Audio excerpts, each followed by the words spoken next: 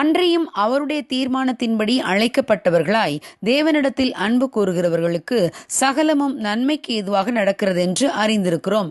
ரோமர் 8:28 தேவன் தம்மை வெளிப்படுத்தவும் அநேகர் ரட்சிப்பை அடையவும் சில கஷ்டமான சூழ்நிலைகளை அனுமதிக்கிறார். சார்ல்ஸ் லை என்பவர் இதை விளக்குவதற்காக தங்களுடைய வாழ்க்கையில் நடந்த ஒரு உண்மை சம்பவத்தை கூறினார்.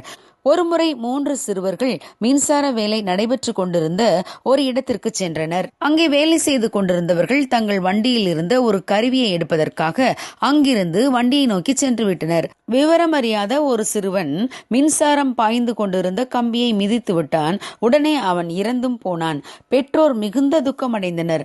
அவர்கள் தங்கள் வாழ்வில் ஒரு நாள் கூட தேவனை தேடியதே இல்லை. ஆனால் நன்மை தீமை அறியாத சிறுவர்கள் மரித்தால் அவர்கள் பரலோகம் சென்று விடுவார்கள் என்று மட்டும் அவர்கள் கேள்விப்பட்டிருந்தனர். தங்களுடைய வாழ்வில் முதல் முறையாக அந்த தாயும் தகப்பனும் தேவனை தேடினார்கள். சில மாதங்களுக்குள்ளாகவே அவர்கள் ரட்சிப்பின் அனுபவத்தையும் பெற்றுக்கொண்டனர்.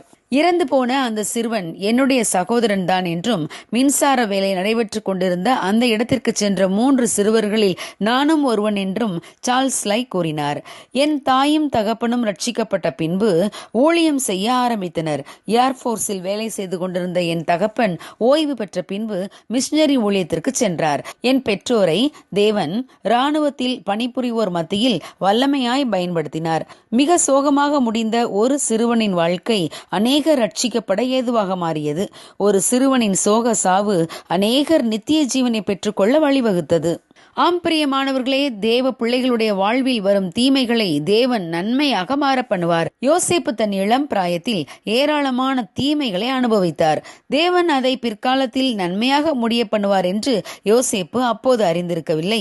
யோசேப்பை அவருடைய சகோதரர்கள் அடிமையாக விற்றதும் அதனால் யோசேப்பு எகிப்துக்கு அடிமையாக கொண்டு போகப்பட்டதும் நன்மையாக முடிந்தது. எகிப்தில் போத்திபார் வீட்டுக்கு வேலைக்காரனாக சென்றதும் பின்பு அங்கிருந்து சிறைச்சாலைக்கு சென்றதும் நன்மையாக முடிந்தது.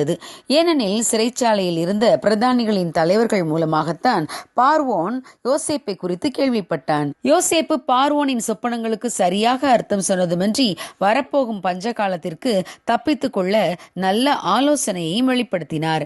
பார்வோன் யோசேப்பையே மிகப்பெரிய அதிகாரியாக மாற்றி எகிப்திலே அவரை மேன்மைப்படுத்தினார். தேவன் யோசேப்பை ஆசீர்வதித்ததால் அவருடைய தகப்பனுக்கும் சகோதரர்களுக்கும் பஞ்ச காலத்திலே போஜனம் கொடுப்பவராக மாற்றினார். யோசேப்பே தன்னுடைய சகோதரர்களிடம், நீங்கள் எனக்கு தீமை செய்ய நினைத்தீர்கள், ஆனால் தேவனோ அதை நன்மையாக முடிய பண்ணினார் என்று கூறினார். ஆம் பிரியமானவர்களே, தேவன் நம்முடைய வாழ்க்கையில் வரும் இழப்புகளையும் தோல்விகளையும் நன்மையாக முடிய பண்ணுவார்.